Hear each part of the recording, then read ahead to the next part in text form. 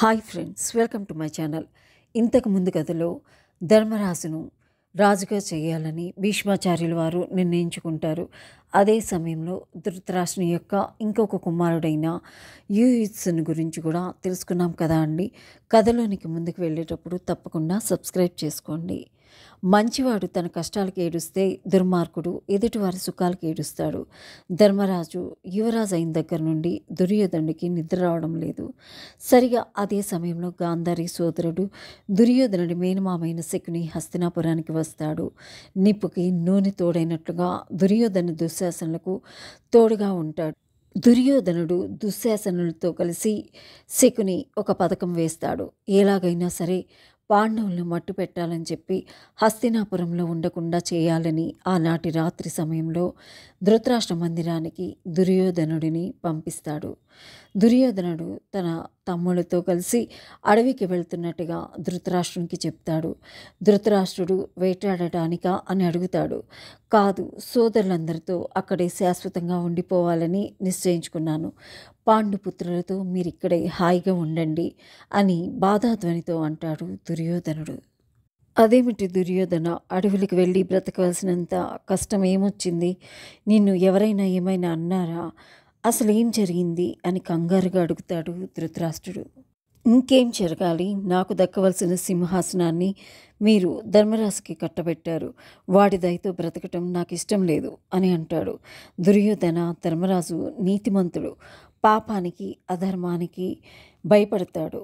వాడి వల్ల నీకు ఏ అపకారం కూడా జరగదు అని సర్ది చెప్పబోతాడు ధృతరాష్ట్రుడు.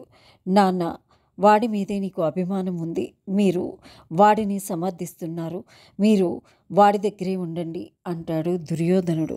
భీష్ముడు, విదురుడు, ద్రోణుడు, భూరిశ్రవుడు, కృపుడు అందరూ కూడా ధర్మరాజుని సమర్థిస్తున్నారు. నేనేం చేయగలను చెప్పు? నీవు ఈ రాజ్యానికి రాజు కావటం నాకు ఇష్టం లేదనుకుంటున్నావా? అంతకంటే ఆనందం నాకేముంటుంది అని అడుగుతాడు ధృతరాష్ట్రుడు. నేనే రాజును కావాలనుకుంటే మీకొక మార్గం చెప్తాను. మీరు అంగీకరిస్తే నా మార్గం సులభం అవుతుంది అంటాడు దుర్యోధనుడు. అలాగే నాన్న, అంగీకరిస్తాను. అదేమిటో చెప్పు అని అంటాడు. ఇంకొక నెల రోజులు వారణావతిలో గొప్ప ఉత్సవాలు జరుగుతున్నాయి. ఆ ఉత్సవాలు చూసి రమ్మని పాండవులను అక్కడికి పంపండి చాలు. రహస్యంగా వాళ్ళను అక్కడే మట్టు పెడతాను అని చెప్పి మనసులో ఉన్న మర్మాన్ని బయట వేస్తాడు దుర్యోధనుడు. ఉపాయం బాగానే ఉంది. ఈ రహస్యం బయటపడిందంటే భీష్ముని చేతిలో నీకు చావు తప్పదు, జాగ్రత్త. సమయం చూసి ధర్మరాజుతో నేనే చెప్తాను. నీవు సిద్ధంగా ఉండు. అనవసరపు ఆలోచనలతో నీవు నీ మనసును పాడు చేసుకోకు దుర్యోధన అంటాడు ధృతరాష్ట్రుడు. దుర్యోధనుని దూరాలోచనకు పరోక్షంగా సహకారం అందిస్తాడు. కొడుకును మందలించడం మర్చిపోయి పుత్ర ప్రేమకు దాసుడై దాయాదుల కలహానికి దారి చేయిపోతున్నాడు. కులనాశనానికి పునాది వేయిపోతున్నాడు ధృతరాష్ట్రుడు. బుద్ధి కర్మానుసారిణి అంటే ఇదే మరే. ఒకనాటి రోజున విందు భోజనానికి ధర్మరాజును తన మందిరానికి పిలిపించుకుంటాడు. లేని ప్రేమను నటిస్తూ మాట్లాడతాడు. పొగడ్తలతో ముంచెత్తుతాడు. పెద్దనాన్నకు తన మీద చాలా అభిమానం ఉందనుకుని పొంగిపోతాడు ధర్మరాజు. నాయనా ధర్మరాజా, నీకు ఓ మాట చెప్పాలనుకుని నేను మర్చిపోయాను అంటాడు ధృతరాష్ట్రుడు. వారణావతాన్ని గురించి చెప్తాడు. వారణావతాన్ని గురించి నేను కూడా చాలా విన్నాను. హస్తినాపురం కంటే కూడా అందంగా ఉంటుందంట కదా, నిజమేనా? నేను చూడలేదు పెదనాన్న అంటాడు. వచ్చే పూర్ణిమకు అక్కడ ఉత్సవాలు జరుగుతాయట. నీ వెళ్ళి అక్కడ రాజకీయ స్థితిగతుల్ని, ఆచార విచారాల్ని, ప్రజల యొక్క మనస్తత్వాల్ని అధ్యయనం చేసి రావాలి. కొంత సమయం పట్టినా పర్వాలేదు. ఎలాగో ఉత్సవాలు జరుగుతాయి కదా, తమ్ముళ్ళు కూడా వెంట తీసుకుని వెళ్ళిరా. రాజకార్యము అవుతుంది, ఉత్సవాలు కూడా చూసినట్లుగా ఉంటుంది అని చెప్పి అంటాడు. అలాగే పెదనాన్న, మీ మాట ప్రకారమే వెళ్తాను. మంచి రోజు చూసుకుని వెళ్ళి తమ్ముళ్ళు కూడా తీసుకువెళ్తాను అని ధర్మరాజు వారణావతి వెళ్ళటానికి అంగీకరిస్తాడు.